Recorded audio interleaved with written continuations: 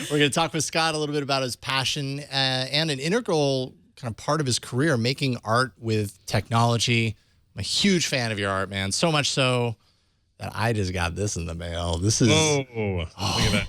I'm so happy to have this finally. This is the My Extra Life, the definitive collection. You did a Kickstarter to kind of compile pretty much, I mean, this isn't all of it, obviously, but this is most of it, right?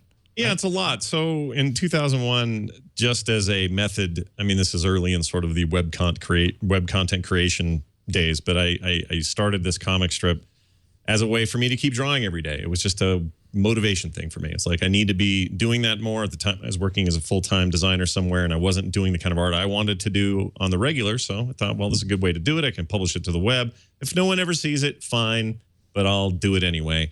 And ended up getting an audience and did quite well. And I kept doing it despite all the other things that were happening in my life and my career.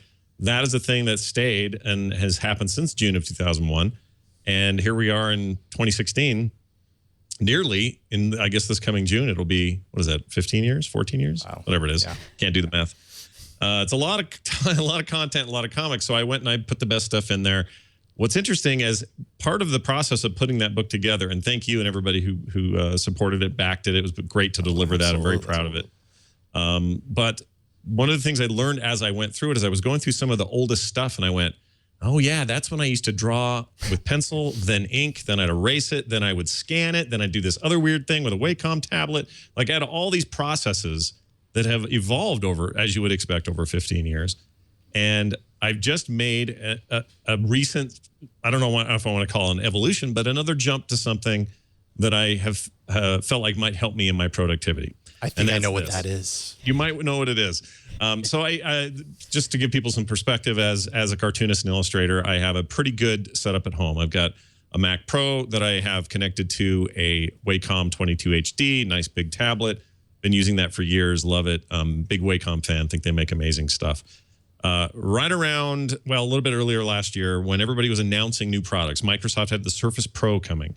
Apple announced the iPad Pro.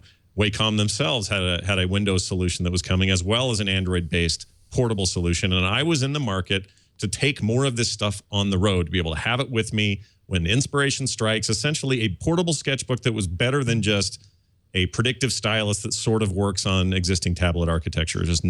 Those just weren't doing it for me. And I wanted to have something that I could do start to finish work on, but also work I could start, easily take to my production system, and then take further down the road. And I tried them all. I think the Surface was a really close contender. It came this close to being my choice. The Surface 2 was excellent as an art tool. Had a really great stylus and sensor on that thing. 3 and 4, they changed manufacturers of that part of the technology and the device, and they were not as good and just didn't feel right to me. I tried those. I tried the portable Wacom solutions. None of it felt right. I finally said, all right, let's see what the iPad Pro and the pencil do. I was lucky enough to get a pencil right away. I know a lot of people have had to wait, and they're still waiting for those things, as apparently they're really hard to get. You can buy them for $500 on eBay, but who wants to do that? No, don't do that. Don't do that. Anyway, I picked it up, and I am happy to report, the good thing I'm happy to report is that it is on par, and in some cases better than what I'm getting out of my Wacom in terms of performance. The latency is better. And you can see right on screen, if you're watching the video, you're seeing now a time lapse of one of the pieces I did. And this is this with, what are you doing this with that we're watching right now? So this is using the obviously the iPad, the pencil, the Apple Pencil, and the application that I used is Procreate.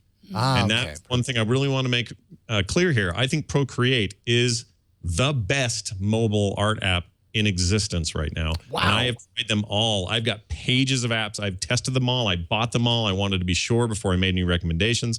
This includes Adobe Suite, which is pretty strong and has some advantages, like being able to send work directly from either Sketch or Draw apps and have it immediately open on your desktop without you doing anything. It's got great integration with the CC subscription.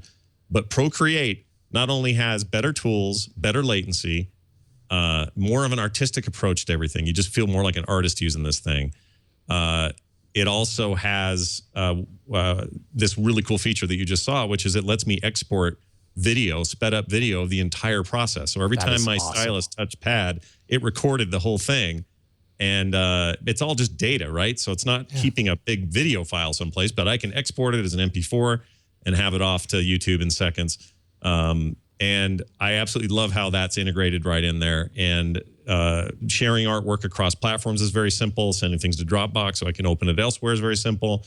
PSDs, PNGs, JPEGs, all the size needs that I have or resolution needs that I have are all included. Of course, being able to work with layers is very important. And, you know, making things look like inks and brushes and all that stuff's there. It's a very strong package. It's like $6. It is absolutely dead cheap for what you get out of Procreate, and I cannot recommend it enough. That is Here's insane. the thing I came away from that was the biggest surprise for me. I did not expect the iPad Pro with the keyboard case, which I also picked up. Didn't expect it to take over as my laptop. I figured this would be where I would draw and I'd watch movies and I'd be on the treadmill with or whatever. But I didn't think it would replace my laptop, and it has completely replaced my laptop. Totally unexpected. Wow. I'm able to do everything I really need to do, and I still am a little bit blown away by it. The only thing I wish I had better were the native apps from Google for Docs and for Sheets. I wish those were a little bit more intuitive. I wish they supported split screen and a few other things. I suspect that stuff's coming. Google usually does right by its fans on iOS, so I'm not really concerned in the long run, but for the most part, I'm actually really impressed how this thing kind of has become my portable PC along with the art side of things. So to sum it up, that pencil is extremely responsive, very impressive. That's maybe the most impressive thing about all of it is the pencil is the real deal. They're not messing around with that thing. And it's on par, in some cases, faster than what I'm getting with a full-blown Wacom Cintiq, which is, you know, double, triple the price of the entire setup. Mm-hmm. And then the second thing I came away so strongly with was out of every app I tried from all the major producers, not Macromedia, I can't think of their names all of a sudden. Anyway, they make Sketchbook Pro. I can't think of their names. Anyway, 3D Studio, those people.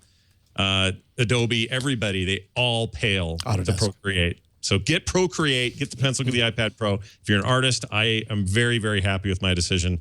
And I worked really hard to try it all because I didn't want to make the wrong decisions. It's an expensive decision. Yeah.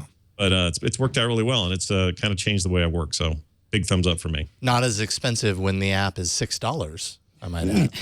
And it should be noted that tools do not make an artist. I know that I have all the same tools, right? And I won't show you what kind of flower, but it's still soothing. I mean, people have been drawing poorly for decades. I'm just carrying on that tradition. Well, you make it look easy, Scott, and I have to say that this has just been a delight to thumb through and all that. I know that obviously this was a Kickstarter. Are you selling these to people outside of the Kickstarter project once that wraps up? Well, so the Kickstarter's been long over, and of course, we just finished shipping another wave of completed books. They take forever to get out. There's thousands of them, and as anyone out there who's run a Kickstarter knows, fulfillment is a giant, huge pain on their end, but we're getting there. So as soon as all of them are fulfilled, and we are reasonably certain that everyone who supported it got what they are due, we are then going to put a bunch of these up on the store so people can get them. Fantastic. There have been a lot of people who are like, oh, I missed it the first time, or I didn't know, or whatever. So yes, and there'll also be some scratch and dents. There's always little overage with these things, and some of these got little dinged on corners or whatever. In those cases, we'll be selling those at a discount at some point. But they just need to keep an eye on myextralife.com/book, and we'll have details on the Kickstarter page as well as through my Twitter account and other stuff. So yes, they will be available. People can get them. And as much as I was paranoid nervous that these weren't going to turn out great, I knew they'd look good. I didn't know if they'd look great. It turned out so much better than I expected. Yeah. The quality makes me really happy. As you know, you've got one in your hand there. We did hardcover editions as well, and those look super nice. Just really pleased with the overall experience, and so glad people supported it. So thanks for giving me a chance to even talk about how I do this stuff, because it's always fun for me. I could go on all day. You guys have dinner and family and things to do. So. Right. Yeah. Well, it's fascinating to talk with someone who's very talented at using these tools and not just having access to the tools, but knows how to use them to the degree that you do. Yeah, it's awesome. And I'm glad. I will say one final thing. I'm glad you brought up the point that they're just tools, and you need to you either need to want to or be able to draw, or whatever your skill level is. Get into it no matter what if you're interested. But it's really important to know. A lot of people come to me and say, you got all this technology. It's not, what do you even have to be an artist anymore? They think something's being automated. And outside of undo and a few other convenient things the digital age has brought about, this is no different than a piece of papyrus and a rock with a little ink on it. You know, we've come a long way with the tech, but at the end of the day, you still got to know how to do your cave paintings. It doesn't matter whether the technology is papyrus or paper or a tablet or a chalkboard or whatever it may be. So I'm glad you brought that up, because that's an important thing. And it's also the other flip side. If you want to get into this stuff, it's never been easier and less expensive to find something that will help you get to a place where you're improving your skills and drawing all the time. Man, and that applies for pretty much anything in the digital creative world, be it art, music, all that kind of stuff. The tools, the barrier to entry has never been lower. Now it's just a matter of finding that passion inside yourself and just kind of applying it. Exactly. You know?